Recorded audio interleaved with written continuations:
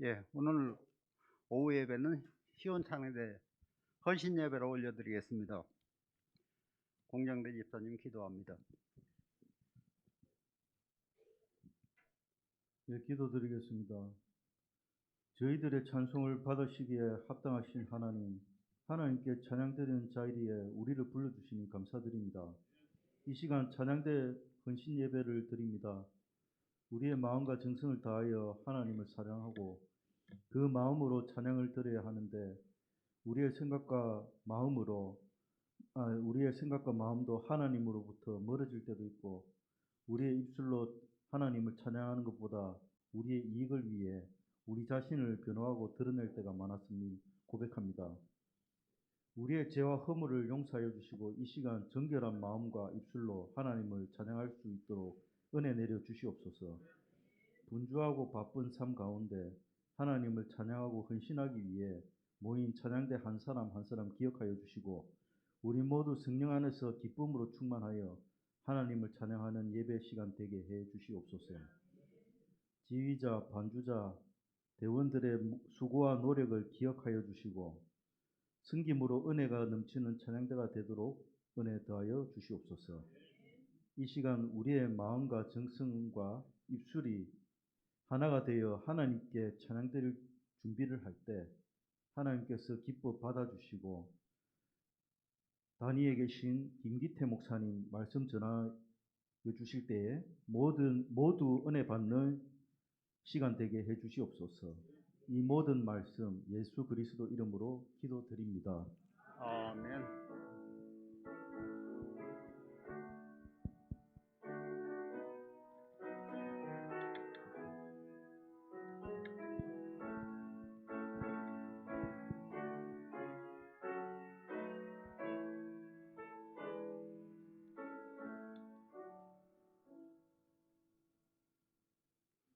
오늘 우리에게 주시는 성경 말씀은 시편 64편 1절에서 10절 되겠습니다.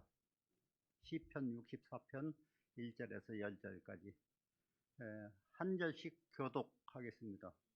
제가 1절 읽고 마지막 절은 함께 읽겠습니다. 하나님이여, 내가 근심하는 소리를 들으시고 원수의 두려움에서 나의 생명을 보존하소서.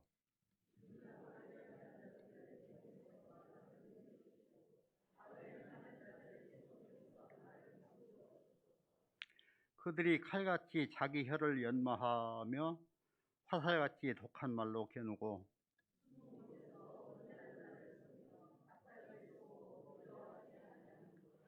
그들은 악한 목적으로 서로 격려하며 남몰래 올무놓기를 함께 의논하고 하는 말이 누가 우리를 보려 하며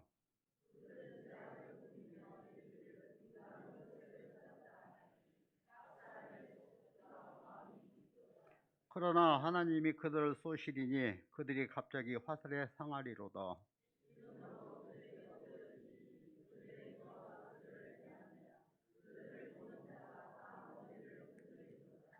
모든 사람이 두려워하여 하나님의 일을 선포하며 그의 행하심을 깊이 생각하리로다. 자, 함께 하겠습니다. 정직한 자는 다 자랑하리로다. 아멘. 담임 목사님 나오셔서 고통에서 찬송으로 라는 제목 가지고 말씀하실 때 많은 은혜 받으시기 바랍니다.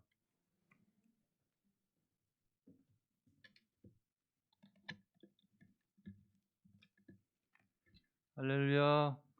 우리 옆에 계신 분들하고 인사하겠습니다. 평생 주님만 찬양합시다 하고 인사하겠습니다. 평생 주님만 찬양합시다. 아멘. 그래서 어떤 목사님 성함이 김평찬 목사님이 계시는데 이분이 가명이시겠죠. 나는 평생 하나님을 찬양하리라 해서 이름을 김평찬 그렇게 이름을 바꾸셨어요. 성은 못 바꾸시는 예, 성은 바꿀 수가 없으니까 이름만. 그래서 우리도 우리의 이름이 있지만은 우리의 가명 평찬 우리도 평생 하나님을 찬양하리라 이런 마음을 가지고 살아가는 여러분 되시길 축복합니다. 특별히 오늘은 시온 찬양대 헌신 예배신데 우리 시온 찬양대 평생 하나님을 찬양하는 성가 대원들 되시길 축원드립니다. 네, 하나님을 찬양한다는 것이 얼마나 행복하고 기쁜 일인지 모릅니다. 여러분, 찬양할 일이 생겨서 찬양하는 것이 아니죠.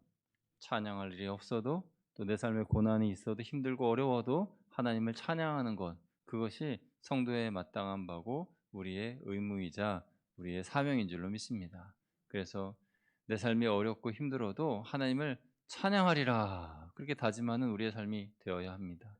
오늘 이 시편 64편은 다윗이 자신의 인생 중에서 가장 힘들고 어려운 때에 지었던 시예요.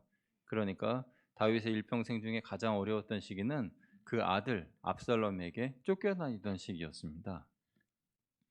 사울 왕에게 쫓겨다녔던 시기도 있었습니다만은 사울 왕은 자신의 장인이잖아요.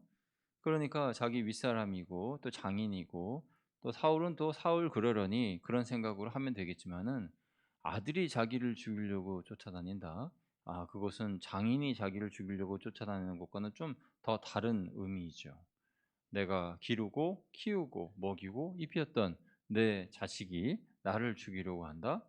그건 상상만 해도 있을 수 없는 일이고 그 자체로 폐륜이고 그리고 도덕적이지도 않고 전혀 바람직하지 않은 그런 일들이죠. 그런데 압살롬이 자신의 무리를 만들어서 아버지 다윗을 죽이려고 하는 그런 모습들을 겪으면서 탄원하면서 쓴 시가 바로 오늘 시편 64편입니다.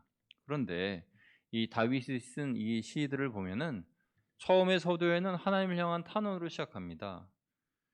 하나님이여 하면서 하나님께 탄원하면서 내 근심 소리를 들으소서, 원수의 소리로부터 원수의 손으로부터 나를 구원하소서, 이런 하나님을 향한 간절한 외침으로 시작하는데, 그런데 신기하게도 이 시편의 마지막 끝자락을 보면은 그러므로 나는 여호와를 찬양하리로다 하면서 찬양으로 마치는 것을 보게 돼요.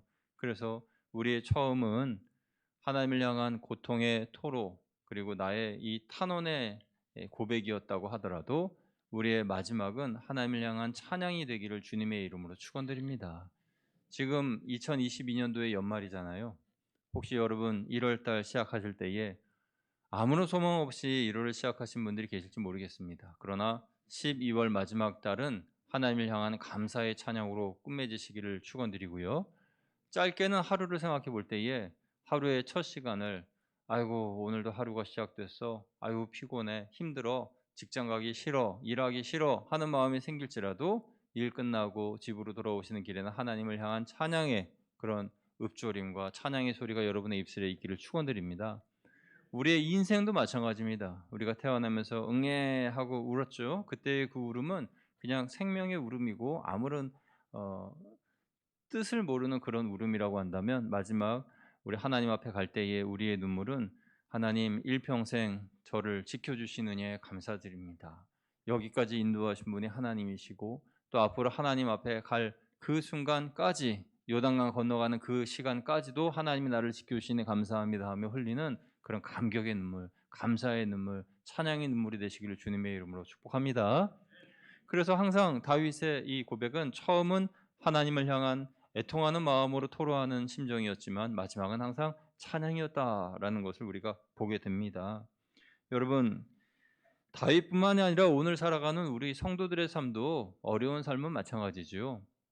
오늘 여러 교회에서 이 11월 셋째 주일에 추수감사주일을 하는 것 같아요. 저희는 11월 첫째 주에 추수감사주일을 합니다만은, 그래서 잠깐 다른 교회에 그런 예배나 그런 모습들을 이렇게 살펴보면은 뭐 어떤 목사님이 그런 설교를 하시더라고요. 여러분, 오늘 추수감사주일인데 감사할 게 있습니까? 전 없습니다. 뭐 그러시면서 여러분 없으시죠? 뭐 올해 아파트 산 사람 손 들어보세요. 뭐 그러시는 거예요. 제가 그런 게 아니라 그분이 그랬다고요. 손 들어보세요. 그러니까 아무도 없어요. 올해 돈 많이 버신 분 손 들어보세요. 손 없어요.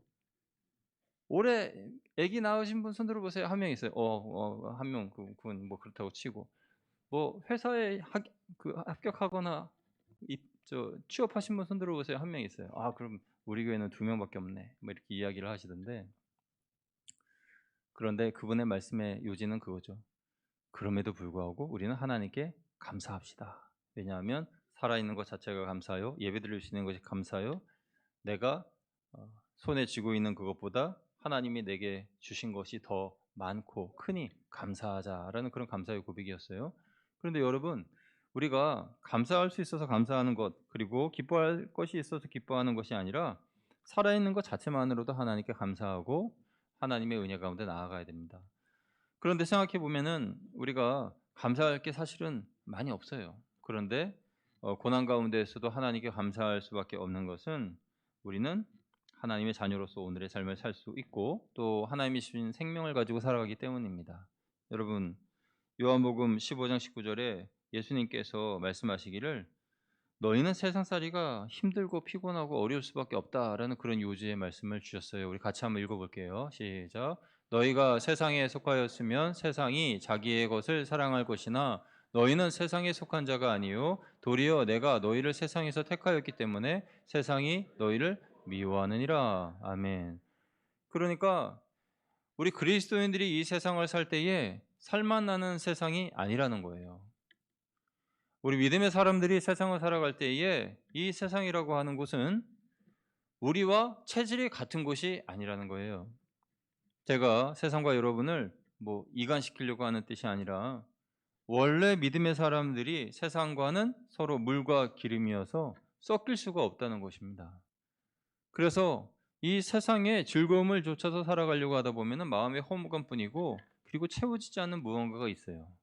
우리는 세상으로부터 즐거움을 찾지 말고 하나님께 즐거움을 찾아야 하고 세상으로부터 안식을 누리려고 하지 말고 하나님께 안식을 누려야 하고 세상으로부터 위로를 받으려고 하지 말고 하나님께 위로를 받아야 됩니다. 아멘. 그래야 위로와 평강이 내 마음에 차고 들어오는 것이지 세상으로부터 나에게 내 마음의 위로와 안식을 누리려고 하면 안 되는 거예요. 그런데 우리 자신을 돌아보면은 우리는 사실 세상으로부터 많은 위안을 받으려고 하잖아요. 아닙니까? 하나님의 음성을 들으려고 하기보다도 뉴스를 우리가 더 주의 깊게 많이 듣고 하나님을 찬양하기보다도 임영웅 씨의 노래를 우리가 좀 많이 부르는 것 같은 느낌, 김호중 씨 노래를 좀 많이 부르는 느낌, 영탁 씨도 그렇고 그분들 제가 미워하는 건 아닙니다만은 그분들 노래를 흥겹게 부르는 우리들의 삶의 모습을 생각해 보면 하나님을 찬양하는 것보다 영탁 씨, 호중 씨, 영웅 씨를 더 좋아하는 우리들의 삶의 모습은 아닌가 하는 그런 생각을 해보게 됩니다. 그러니까 세상으로부터 즐거움을 우리가 취하고 있는 것이 사실이죠. 우리가 주님으로부터 기쁨과 위안과 안식을 누리기보다도. 그런데 분명히 주님께서 말씀하시기는 너희는 세상에 속한 자가 아니고 세상은 너희를 미워하고 세상으로부터 안식을 얻을 수가 없다고 말씀하셨어요. 이 세상은 광야와 같습니다. 우리가 신명기 8장 2절 말씀에 보면은 분명히 광야를 걷게 하신 이유에 대해서 이렇게 말씀하셨죠. 우리가 같이 말씀 읽어보겠습니다. 시작. 내 하나님 여호와께서 이 40년 동안에 내게 광야길을 걷게 하신 것을 기억하라. 이는 너를 낮추시며 너를 시험하사 내 마음이 어떠한지를 그 명령을 지키는지 지키지 않는지 알려 하심이라. 아멘. 그러면 하나님께서 물과 기름 같은 서로 섞일 수 없는 이 세상에 우리를 두신 이유는 광야 같은 그곳에서 하나님의 말씀을 순종하는지 그 시험을 잘 통과하는지 준행하는지 그것을 보시려고 하나님께서 두셨다라는 것을 알 수가 있습니다. 그래서 다윗도 이 광야 같은 세상을 걸어가면서 특별히 이 시편 64편을 기록할 때에 아들에게 쫓기면서까지 하나님 부르짖어 기도하면서 외치며 나아간 그의 이 고백을 통해서 우리는 우리의 삶의 모습을 되돌아볼 수가 있는 것인데요. 우리 1절 말씀 다윗이 이렇게 고백했음을 우리 같이 읽어보겠습니다. 1절 시작. 하나님이여 내가 근심하는 소리를 들으시고 원수의 두려움에서 나의 생명을 보존하소서. 아멘. 이 1절부터 참 안타깝습니다. 원수라고 하는 그 원수의 대상이 바로 아들 압살롬이니까요. 얼마나 안타까웠습니까?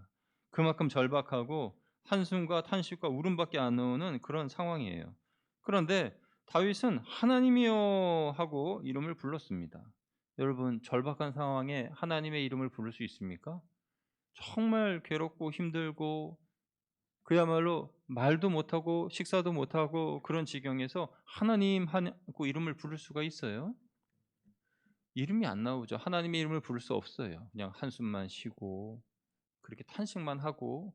그런데도 다윗은 하나님이여 하고 부를 수 있었던 것은 그는 평소에 하나님의 이름을 잘 불렀습니다. 훈련이 되었다는 것이죠.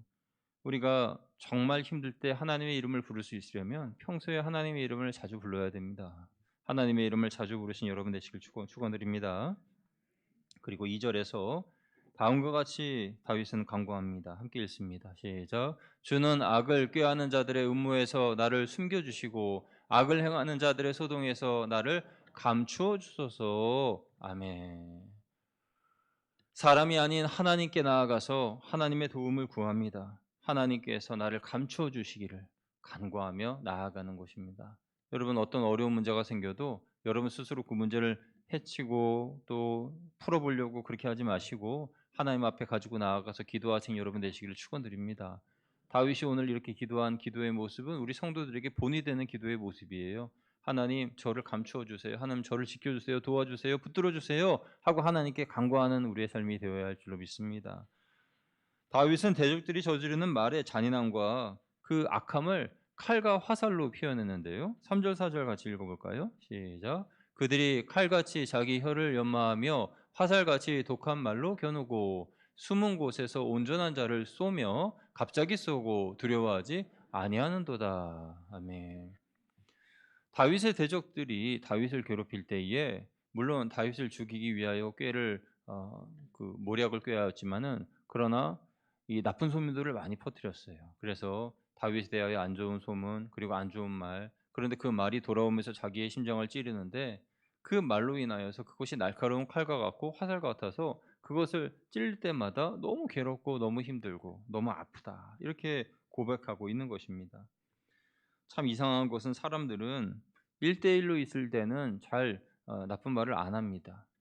그 A라는 사람을 내가 미워한다고 해도 그 A라는 사람이 내 앞에 있으면은 그렇게 1대1로 이렇게 있으면은 아무 말도 안 해요. 그런데 그 사람이 없는 데서 뭐 A가 없는 그곳에서 B, C, D, E, F, G, Y, J, K 뭐 이렇게 많은 사람들이 다 모였을 때는 그러면 그 한 사람의 이름을 탁 얘기하면은 그냥 웅성웅성 되면서 그렇게 군중 심리를 일으켜서 그 사람을 나쁜 사람으로 만들죠.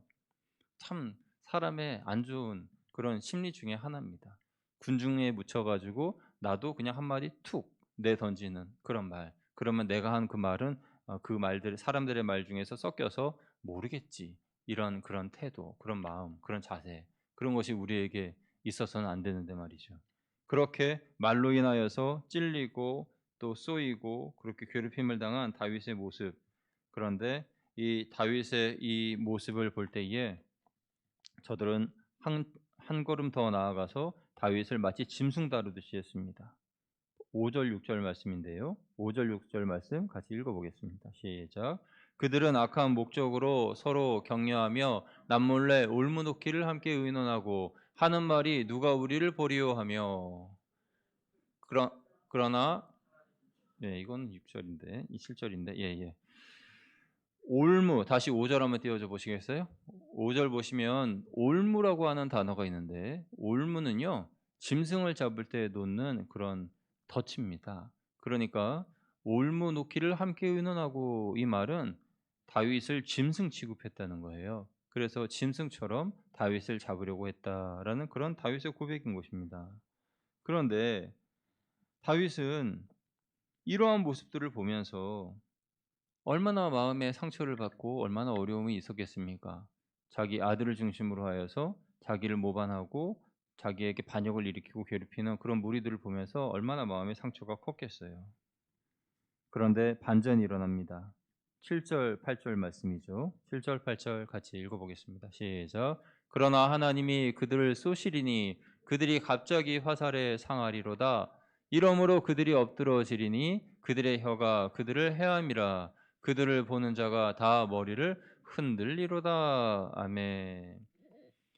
다윗은 자기를 해하려 하고 괴롭히는 사람들, 그로 인하여 당하는 고통과 어려움과 그 기도 제목을 다 하나님께 아뢰었더니 하나님께서 7절에 뭐라고 하셨어요? 그러나 하나님이 그들을 쏘시리니 그랬어요. 하나님이 그들을 쏘시리니 싸움은 내가 해줄 테니 다윗아 너 손에 더러운 피를 묻히지 말라. 이게 하나님의 뜻인 것입니다. 여러분 우리가 살면서 어려운 문제를 당하고 또 맞서 싸워야 할 그 일들이 있다고 하더라도 여러분 오늘 오전에 말씀드린 것처럼 선한 반대 정신으로 하나님께 기도하고 하나님의 말씀을 따라서 살아가는 것이 중요하지 그들과 같이 똑같은 사람이 되어서 맞서 싸울 필요가 전혀 없어요. 하나님 앞에 아뢰고 기도하고 맡기고 의탁하면은 하나님께서 오늘 보면 7절에 말씀하신 것처럼 그러나 하나님이 쏘시리니 이 말씀은 다윗 넌 아무것도 하지 마. 내가 저들에게 화살을 쏠 거야. 내가 저들을 겨냥해서 저들을 물리칠 거야. 이렇게 말씀하고 계시는 거예요. 그러니까 원수 갚는 것이 하나님께 있다는 말씀과도 같은 것이죠. 그러니 그들이 갑자기 그 화살에 상하리로다라고 말씀하고 있는 것입니다. 여러분 하나님은 다 보고 계십니다. 여러분의 어려운 마음들, 안타까움들, 그리고 억울한 사정들, 그리고 아픔과 눈물을 다 보고 계십니다. 그리고 그것을 다 헤아리고 계십니다. 사람은 속일 수 없어도 하나님은 다 알고 계시죠. 하나님께서 그들의 행위 또한 알고 계십니다. 그래서 여러분이 어려움을 당할 때마다 하나님께 맡길 때마다 하나님께서 기억하고 계셨다가 하나님의 때에 이루신다는 것을 기억하십시오. 그래서 오늘의 시는 찬양으로 마치게 됩니다. 10절 말씀 같이 우리 읽어보겠습니다. 10절 시작. 의인은 여호와로 말미암아 즐거워하며 그에게 피하리니 마음이 정직한 자는 다 자랑하리로다. 아멘. 아까 1절에는 어떻게 시작했습니까? 다윗이 자신의 고민을 하나님께 부르짖으면서 하나님 도와달라고 외치던 다윗이 10절에는 의인은 여호와로 말미암아 즐거워하며 그에게 피하리니 마음이 정직한 자는 다 자랑하리로다 하면서 완전히 반전된 그런 찬양을 하나님께 올리고 있는 모습을 봅니다. 이것이 다윗의 시고 이것이 다윗의 인생입니다. 여러분 우리의 인생도 이와 같게 되기를 주님의 이름으로 축원드립니다. 뭐 하나 감사할 것이 하나도 없어도 하나님 앞에 기쁨으로 올려드릴 것이 아무것도 없다 하더라도 그러나 하나님을 찬양하고 하나님을 자랑하고 하나님의 이름을 높이고 하나님께 기쁨으로 나아가는 성도들은 하나님께서 마지막에 이런 자랑과 기쁨과 즐거움을 주실 거예요. 그래서 우리 믿음의 성도들의 후반전은 전반전과는 다른 역전의 은혜가 있는 줄로 믿습니다. 저와 여러분의 삶에 이런 역전의 은혜가 있을 줄 믿습니다. 다윗은 수많은 싸움을 했지만은 모든 싸움을 하나님께 맡기고 오직 자신은 하나님을 찬양하기로 결심합니다. 자신에게 악을 행한 사람들 안갚음 해줄 마음을 버리고 하나님을 찬양하기로 결심합니다. 자기에게 창을 던진 사람들을 피해서 하나님 앞으로 나아가서 다윗은 찬양하기로 결심합니다. 다윗의 인생에서 가장 큰 고난의 시기인 이 압살롬에게 쫓기는 이 시기에도 하나님을 찬양합니다. 그래서 다윗은 찬양 빼면 그의 인생의 절반 이상이 날아갈 정도로 찬양밖에 없는 그런 찬양의 사람이었습니다. 우리 시온 찬양대 하나님을 찬양하는 사람들이시죠? 여러분의 삶에 찬양으로 가득하시기를 축복합니다. 찬양이라는 것이 얼마나 정말 귀하고 감사하고 좋은 것인지 몰라요. 저는 개인적으로 우리 찬양하시는 분들은 좀 은퇴가 없으시면 좋지 않겠나 하는 개인적인 바람을 가져봐요. 그래서 뭐 저희가 이제 공식적인 연세는 70세 은퇴만 정확하게 72세인가요? 아무튼 은퇴시지만은 그래도 제 개인적인 바람에는 찬양대만큼은 하나님을 찬양하는 그런 찬양대니까 은퇴 없이 그냥 하나님 나라 가실 때까지 찬양하면 좋겠다 하는 그런 바람이 있는데 모르겠습니다. 여러분 어떻게 생각하시는지 모르겠지만은 그래서 하나님을 영원히 찬양하는 그런 성도들이 됐으면 좋겠다 하는 그런 마음이 있는데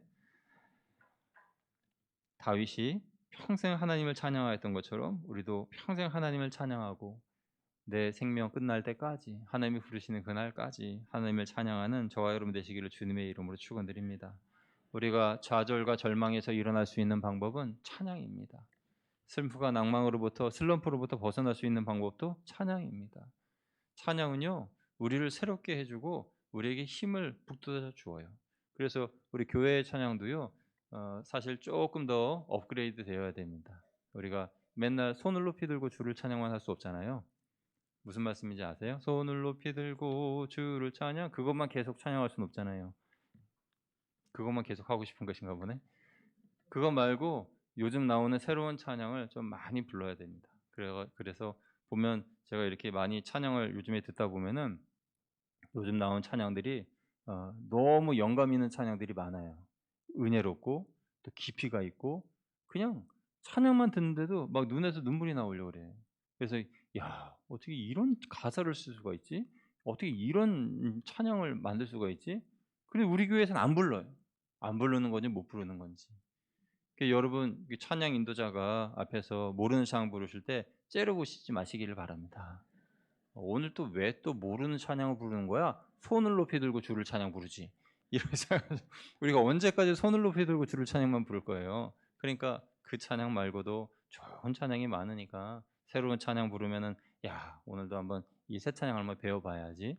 그런 마음을 가지고 찬양하고 저는 시원 찬양대 찬양하시고 나면은 홈페이지에 들어가서 우리 시원 찬양대 찬양하시는 거 한번 꼭 다시 반복해서 듣습니다.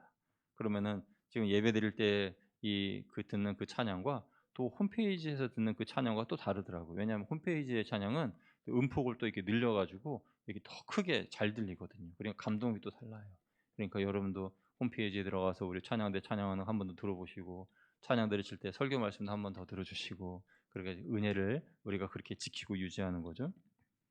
여러분, 우리가 좌절과 절망에서 일어서는 방법은 문제를 보지 않고 주님을 바라보는 것입니다.